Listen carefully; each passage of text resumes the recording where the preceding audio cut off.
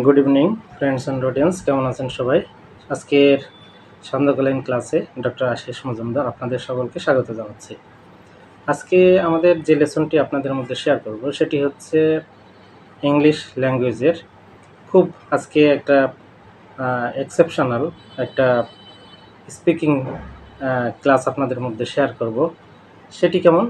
সেটি হচ্ছে আমাদের কথা বলার সময় আমাদের কিছু এক্সপ্রেশন এটাকে অল্টারনেটিভ কয়েকভাবে বলা যায়। একটা এক্সপ্রেশনকে কয়েকটা ভাবে বা কয়েকটা অল্টারনেটিভ ওয়েতে আমরা বলতে পারি। আজকে সেরকম কয়েকটা বিষয় বা কয়েকটা সেন্টেন্স আমরা এখানে শেয়ার করব। তো প্রথমটা বলি। প্রথমটা হচ্ছে, যেমন ধরুন, অনেক সময় আমরা বলি আমি সারা রাত ঘুমাইনি, আজ সারাটা রাত ঘুমাতে পারিনি।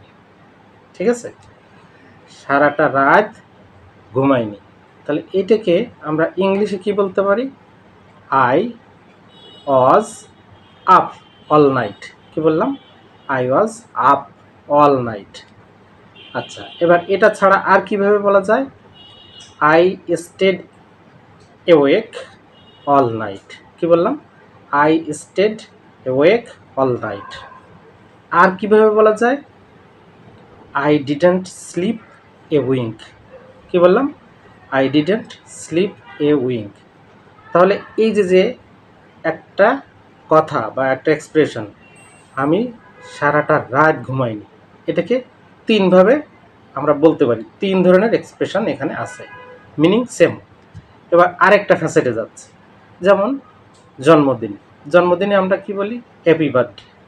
কারোর জন্মদিন যখন আমরা পালন করি বা উইশ করি, যখন কেক কাটে, তখন আমরা বলি হ্যাপি বার্থডে টু ইউ, তাই না? তো এটাকে আর অল্টারনেটিভ কোন কোন এক্সপ্রেশন দিয়ে এটা আমরা করতে পারি, মানে এটাকে এক্সপ্রেস করতে পারি?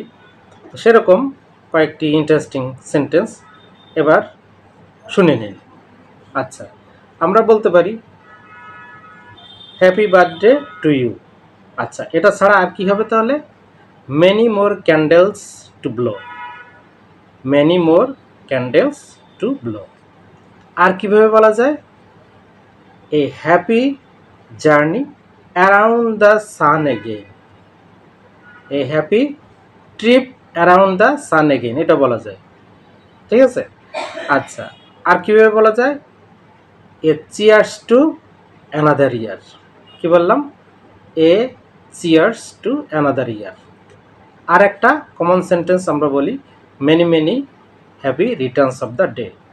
তাহলে হ্যাপি বার্থডে এটাকে আমরা চারভাবে এক্সপ্রেস করতে পারি। তো আজকে এইটা ছিল আমাদের একটু নতুন ধরনের ক্লাস, যেটা আপনাদের মধ্যে শেয়ার করলাম।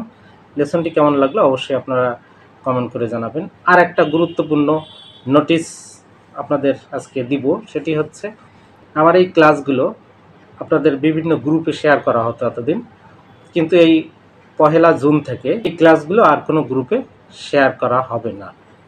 ফেসবুক থেকে নোটিফিকেশন দিয়েছে যে আপনার ক্লাসগুলো আপনার নিজস্ব আইডিতে সবসময় ব্যবহার করবেন, অন্য কোনো গ্রুপে শেয়ার করবেন না।